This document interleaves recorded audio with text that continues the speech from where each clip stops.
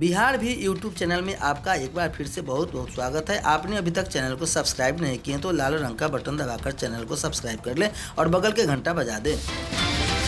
राज्य के लगभग 4.5 लाख नियोजित शिक्षकों के लिए इस वक्त सबसे बड़ी खबर आ रही है। राज्य सरकार नियोजित शिक्षकों की मांग जल्द करे पूरा। खबर आ रही है बिहार राज्य प्राथमिक शिक्षक संघ गोपगुट जिला शाखा दरभंगा की विस्तारित बैठक महासंघ कार्यालय मिर्जापुर में संयुक्त सचिव जीवक्ष पासवान की अध्यक्षता में हुई। संचालन बड़े प्रखंड के अध्यक्ष कार्तिक कुमार सिंह ने किया। जिला सचिव चंदन कुमार सिंह ने कहा कि राज्य के लाखों नियोजित शिक्षकों को महागठबंधन सरकार से आशा है कि यह सरकार अपने वादे पर खरा उतरेगी और नियोजित शिक्षकों की चिर प्रतीक्षित बिना शर्त राज्य कर्मी का दर्जा देने की मांग को पूरा करेगी। सरकार द्वारा विधिवत घोषणा की प्रतीक्षा में शिक्षकों का व्याकुल होना स्वाभाविक है, क्योंकि शिक्षक ठगी के शिकार होते रहे हैं। राज्य संगठन सचिव मोहम्मद शाहनवाज आलम ने कहा कि बिहार सरकार अपनी घोषणा के अनुरूप जल्द से जल्द बिहार के नियोजित शिक्षकों को राज्य कर्मी की सौगात दे। बैठक में बिहार शिक्षक संघर्ष मोर्चा के संरक्षक भाकपा माले के विधायक संदीप सौरभ ने शिक्षक संवाद कार्यक्रम को दरभंगा में आयोजित होने का निर्णय लिया गया। इसके लिए प्रखंड स्तर पर सदस्यता अभियान चलाने तथा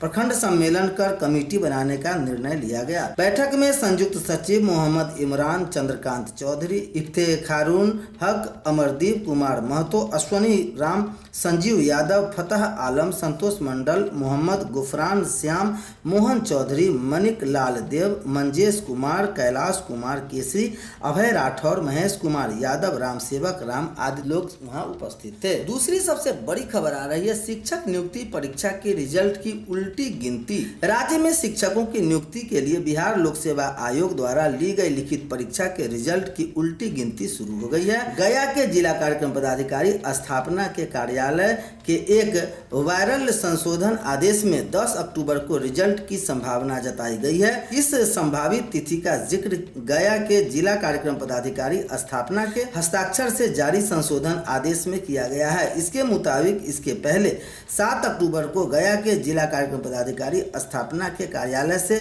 एक पत्र जारी हुआ था, जिसका ज्ञापांक 939 है। उसके द्वारा बिहार लोक सेवा आयोग द्वारा माध्यमिक उच्च माध्यमिक अध्यापक नियुक्ति प्रक्रिया के अंतर्गत कार्यालय में रिक्ति संबंधी कार्य हेतु 8 अक्टूबर को कर्मियों को उपस्थित होकर कार्य निष्पादन हेतु दिए गए आदेश में त्रुटिवश 10 अक्टूबर को बिहार लोक सेवा आयोग द्वारा परिणाम घोषित तिथि करने का निर्धारण किया जाना अंकित हो गया। इसके मद्देनजर संशोधन आदेश में कहा गया कि वस्तुतः निकट भविष्य में परिणाम आने की संभावना के स्थान पर त्रुटिवश उक्त तिथि का अंकन हो गया है। संशोधन आदेश में यह भी कहा गया है कि अतः ज्ञापांक 939 वाले पत्र में अंकित 10 अक्टूबर को बीपीएससी का परिणाम घोषित होने की निर्धारित तिथि के स्थान पर संभावित तिथि पढ़ा जाए। 20,000 शिक्षकों को ब्रिज कोर्स का इंतजार। योगदान देने के 2 साल के अंदर करवाना है ब्रिज कोर्स। 2022 के दिसंबर में किए गए इन सभी का नियोजन। खबर आ रही है पटना से, जहां Indian institute of business management group Patna के एडवाइजर और कंप्यूटर सोसाइटी ऑफ इंडिया के पूर्व राष्ट्रीय अध्यक्ष professor AK Nayak ICT and military dispensary research पर आयोजित राष्ट्रीय सेमिनार के मुख्य वक्ता के रूप में शामिल होंगे। 2 दिवसीय राष्ट्रीय सेमिनार 9 और 10 अक्टूबर को CM साइंस कॉलेज दरभंगा में होगा। प्रोफेसर नायक सूचना प्रौद्योगिकी के विभिन्न अनुरूपों के बहुआयामी शोध एवं अनुसंधान में प्रभावी भूमिका के बारे में विस्तृत रूप से जानकारी देंगे। मौके पर इंडियन साइंस कांग्रेस के सूचना प्रौद्योगिकी विभाग के पूर्व अध्यक्ष doctor PN Singh, computer society of India के पूर्व क्षेत्रीय उपाध्यक्ष डॉक्टर सामस राजा, प्रोफेसर दिलीप कुमार आदि शामिल हैं। बीएड धारी नहीं पढ़ा सकते। 1ली से 5वीं कक्षा में राष्ट्रीय अध्यापक शिक्षा परिषद NCTE के अनुसार प्रारंभिक कक्षा यानी 1 से 5वीं तक में बीएड धारी शिक्षक नहीं बनेंगे।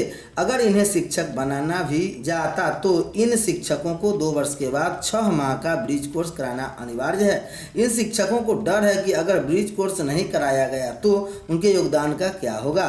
विभाग का लगा रहे चक्कर, इधर शिक्षक लगातार विभाग का चक्कर लगाने में जुटे हैं। शिक्षक संघ के अध्यक्ष सुजीत कुमार ने बताया कि अगर हमें जल्द ब्रिज कोर्स नहीं कराया जाता है तो शिक्षकों को बहुत ही नुकसान होगा। NCTE के आदेशानुसार बीएड धारी स्नातक 1 से 5 तक के कक्षा में नहीं पढ़ा सकते हैं। प्राथमिक निर्देशक के कहने के बाद भी अभी तक ब्रिज कोर्स नहीं कराया गया है। प्रारंभिक विद्यालयों में प्री फैब स्ट्रक्चर निर्माण के लिए 62 करोड़ 70 लाख रुपए किए गए आवंटित। पटना से खबर आ रही है, राज्य के प्राथमिक विद्यालय में अतिरिक्त क्षमता को विस्तार हेतु प्री फैब स्ट्रक्चर का निर्माण जल्द होगा। इसके लिए शिक्षा विभाग ने 62 करोड़ 70 लाख रुपए जारी कर दिया है। इस राशि को विद्यालयों के अधूरे पड़े कमरों को भी पूरा करने का जीर्णोद्धार करने पर भी खर्च किया जाएगा। शिक्षा विभाग के मुताबिक जिलों को आवंटित राशि से 2 सप्ताह के अंदर निर्माण कार्य आरंभ किया जाना है।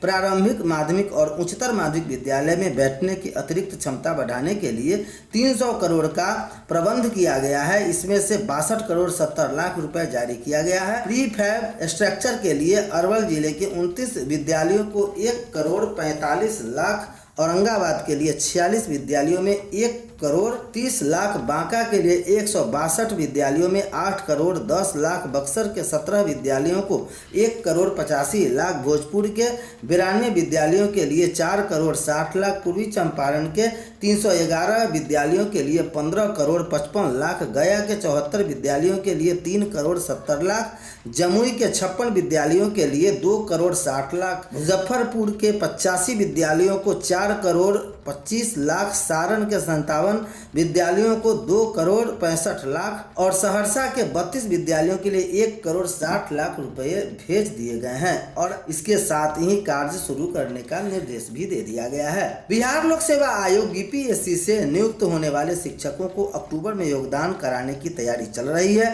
नवनियुक्त शिक्षकों की बायोमेट्रिक सिस्टम से पहचान कर योगदान कराया जाएगा।